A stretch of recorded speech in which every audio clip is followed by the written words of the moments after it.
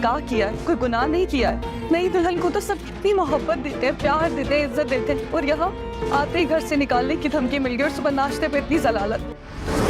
درست شوار جو بھائی کو زخم دے کر گئے، نہ جانے بھائی کب تک اس تکلیف میں رہیں گے. بھائی کی شادی کے بعد ہونی چاہیے.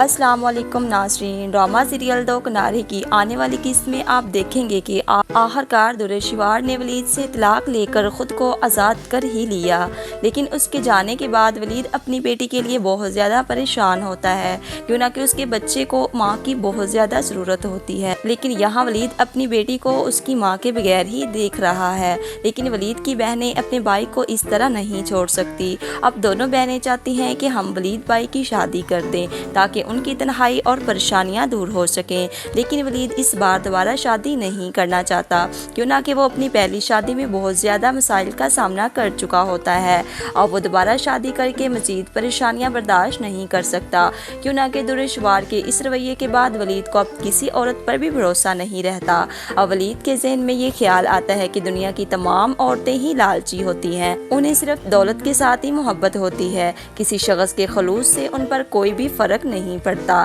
ولید نے اپنی ساری دولت درشوار کے قدموں میں رکھ دی ہے، لیکن یہ درشوار کی بدقسمتی تھی کہ اس نے ولید جیسے شخص کو ٹھکرا کر شہیر کو اپنانے کا فیصلہ کیا. آخرکار شہیر اور درشوار کی شادی ہو ہی جاتی ہے. اب شہیر درشوار سے شادی کرے گا تو اس کی زندگی برباد کر دے گا اور اسے ایک لمحے کے لیے بھی سکون نہیں لینے دے گا اور اس کی تمام آسائشیں اور سکون چھین لے گا، اور جو سکون دے کر درشوار نے شہیر کے ساتھ شادی کا فیصلہ کیا تھا. لیکن درشوار نے جس طرح ولید اور اس کے گھر والوں کا دل توڑا تھا، اب وہ کبھی بھی خوش نہیں رہ سکتی، کیوں نہ کہ شہیر نے اسے شادی کرنے کا بہت بڑا منصوبہ بنا رکھا تھا اور آخرکار اس کا منصوبہ کامیاب ہو ہی جاتا ہے. جب وہ درشوار کو اپنا اصلی چہرہ دکھائے گا تو درشوار کے پاس واپس جانے کا بھی راستہ نہیں بچے گا اور شہیر اس کی زندگی برباد کر دے گا.